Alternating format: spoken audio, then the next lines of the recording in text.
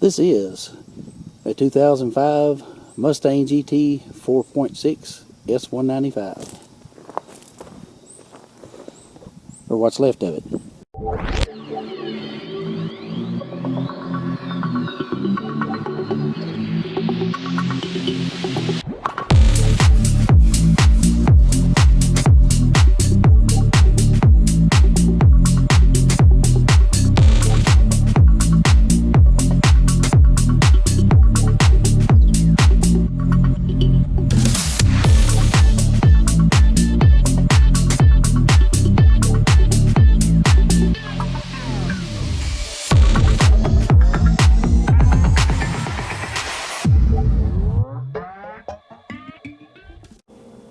This is the rest of the Mustang GT S-195 4.6 liter V8. It's a 2005, and you've seen this on our channel before. We done a review of this a few months ago, and it done what every Mustang does. It does what it wants to do. It drove itself over an embankment, and we've already got the rear bumper straightened out. It was kind of bent up. We replaced it, put another cover over it and other hardware. And most of the damage was in the front. The lower control arm on this side was bent completely back under the door. The wheel was pressed into the fender. This fender's got to be replaced. It's all wrinkled up and shoved into the door. We started working on it. We've already replaced the radiator, and unbelievably, believe it or not, the core support, the core for the air conditioner it's damaged, but it's not busted. It does have a new radiator. Like I said, this is our second or third attempt at a radiator. We ordered one from Rock Auto, and it came on the bottom of a pallet from FedEx, so it was bent worse than the radiator that came out of it. Somewhere along the way, it's developed a leak, and it's the typical leak that happens on these 4.6 and 5.4 Triton and some of the bigger 3-valve engines. But it's the part where the oil filter housing connects, and it also the radiator hose. We filled this up and got the radiator topped off, got everything in it. And then we realized we had to pull that housing off, which means draining the whole entire engine back down from antifreeze. So we've done that. And now Tyler's got the part over here, taking it apart. Oh, about fell. This is the housing that everybody talks about. It's the stupidest design I've ever seen in my life. Here's your oil filter housing. Here's where your oil circulates through. And this is antifreeze. It goes through the bottom of the block. And of course we replaced this sensor thinking that it was leaking. It wasn't. It was oil leaking out of these two spots here. So he's going to get this hose off. We're going to get this cleaned up. And I've got the gaskets here somewhere. Where are they at? I don't know what you're doing. Oh, they're over here on the table. Here's the gasket that, there's a lot of videos on this. And they're silicone gaskets. This one doesn't look like it failed in the water part, but definitely the oil failed. You can see where oil's been coming out around it, the two oil ports. And those are hard, so this is probably the factory piece. This is a replacement from Felpro. There's subtle differences in some of them, but most of them look like this. They're hard with hard washers, and they got silicone seals in them. When you squish it down, those washers stop it from compressing too much and ruining your silicone. This particular one is for this year, 70801 from Felpro. Oil filter adapter, Ford V8, 4.6, 5.4 engine, 97 to 03 it says. But this is not 03, this is 05. Maybe that's an 8. No, that says 03. So I hope we got the right one. But this is, like I said, the 4.8 liter. And we're going to get this cleaned up and try to get it on the car. Okay. We're down in there cleaning the block off. I don't how much you can see. It can just a regular red Scotch-Brite, and that's a machined aluminum surface, and so it is on the block too.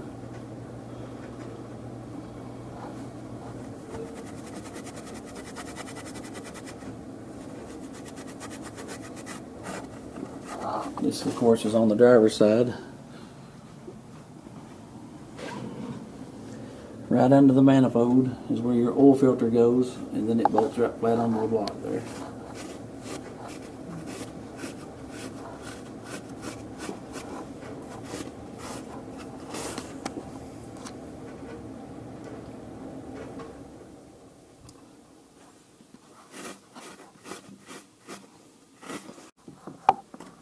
Okay, Tyler's got the oil filter / water neck assembly up on there with the gasket. We've got 2 bolts started. Yeah, It's kind of tricky if you don't glue it on, but you're not supposed to, I don't think. I'm gonna do my socket now. Okay. It does take a couple of swivel sockets and extensions to get up in there. The way this car is made, it's real tight. I think on some of the expeditions and things, it's a straight shot up there to it, but on this car, this Mustang, there's so much junk in the way, it's hard to get without a bunch of long extensions and a swivel socket. This particular one's 13 millimeter, but he's using a 1/2 inch swivel socket. It fits on there just fine. He's going to get all 4 bolts started and run up, and then we'll start putting the water pump on, or the water hose. Alright, Tyler's got those bolts ran up. Torque to the proper factory spec. Always follow your vehicle makes torque differently than ours, so follow your recommended torque for your vehicle. Now that that's on there, we're going to have to wrestle getting the water hose back on to the radiator, and then we'll be able to plug the oil sending unit up, fill it with antifreeze, and put the oil filter on it. We'll probably change the oil since antifreeze probably got into the block whenever it was leaking. We're going to go ahead and change the oil, and we should be able to set it up for running here shortly. Okay, the hose is back on down there. It's back on up here. Whoops. It's back on here where it ties into the main radiator. So now we got to do is get this breather back on, put the oil filter on it. Hopefully we can get this thing back together. Alright, we got it all put back together. We wasted probably a gallon of antifreeze because we done had it topped off once. Tyler's going to start it up. We're going to see what it does, see if we can get our leak fixed. Go ahead.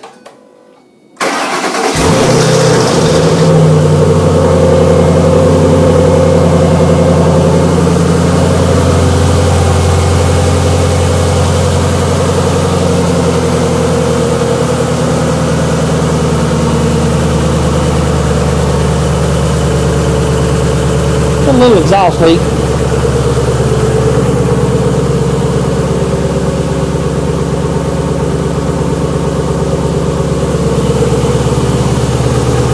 There's water hoses we had off.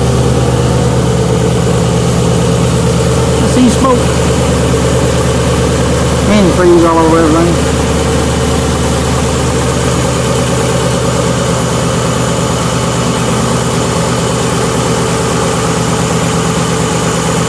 We're going to let it go through a heat cycle and get everything heated up and cool back down again, and get purge all the air out. That is going to come out of there. Shut off this second. It's almost a little disaster. Our piece that goes in this mass airflow, the little thing that keeps the rod straight, was fell down inside the intake. So yeah, we got that out of there. It's good. Go ahead.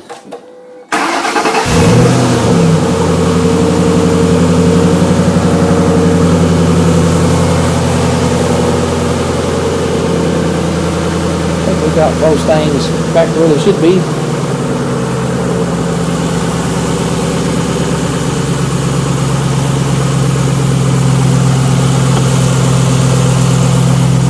I think this thing had the leak before it was ever wrecked.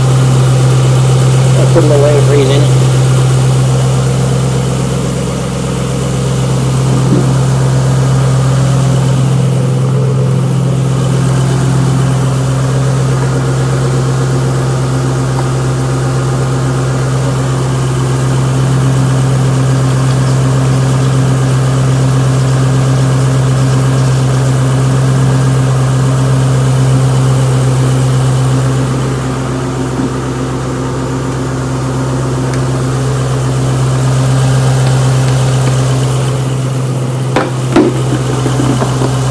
We're just using pressed on all vehicle. You can use the Z-Rex for this. Z-Rex made by Valvoline. But as long as it's the all vehicle, it'll work in this aluminum engine.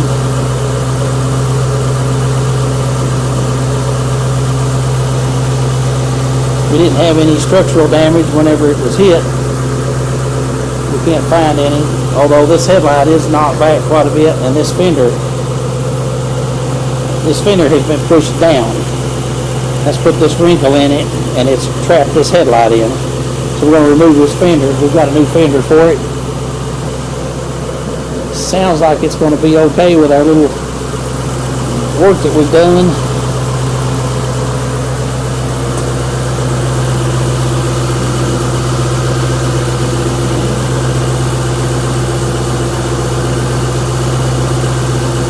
Smooth.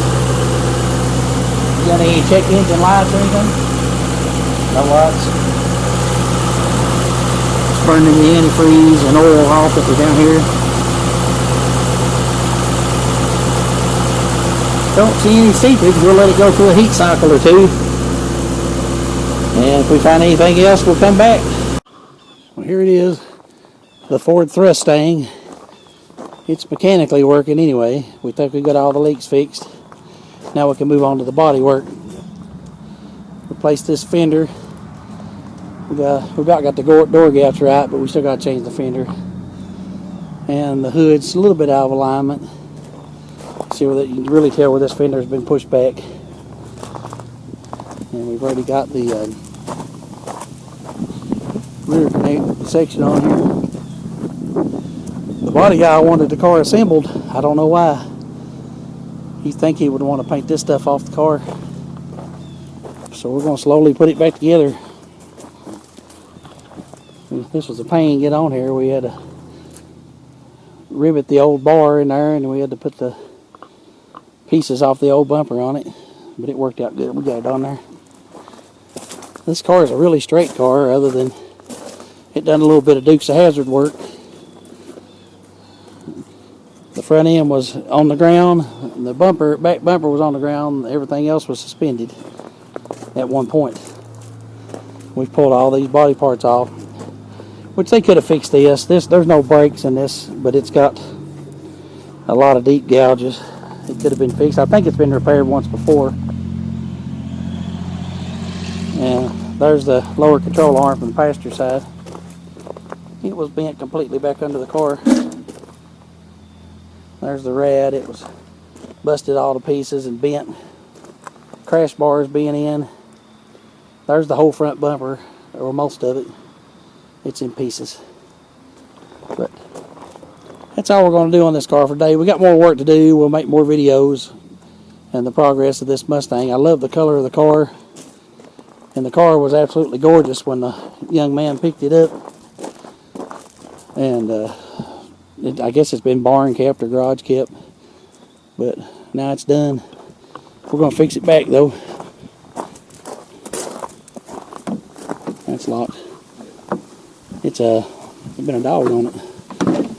It's a leather interior car. There's mud inside the car. We had them body panels in there. There's the lower piece. Taillight covers. You got a drill over there. Yeah. Mud on the seats. I don't think the seats are in bad shape. They're just dirty. But I'd say it was a scary experience. These are nice cars, but they don't hold to the road very good. They get loose, and when they get loose, if you can't recover it quickly, it's gone. This has got to be painted on this side too. This lower valance or lower rocker panel. Got to have one of them put back on it. We have it. We're just going to have it put back on here. Actually, we need to put it on ourselves. He's going to paint it. This piece is broke on the fender. The inner fender's got to be repaired. The washer bottle was crushed, but it doesn't leak, so we're just going to leave it alone. And put the crash bar back on it, and we'll have the front end on it in a couple days. Well, thanks for hanging out with me, guys, and appreciate you riding along on this slow build on this Mustang, but we'll eventually get it put back together. Please like and subscribe. And the algorithm doesn't show anybody our videos unless we get likes and shares. Just please like our videos. That helps a whole lot. It boosts us up to the top of our line. And tell your friends about it. Subscribe to our channel. Thank you guys for watching. Stay clean, everybody.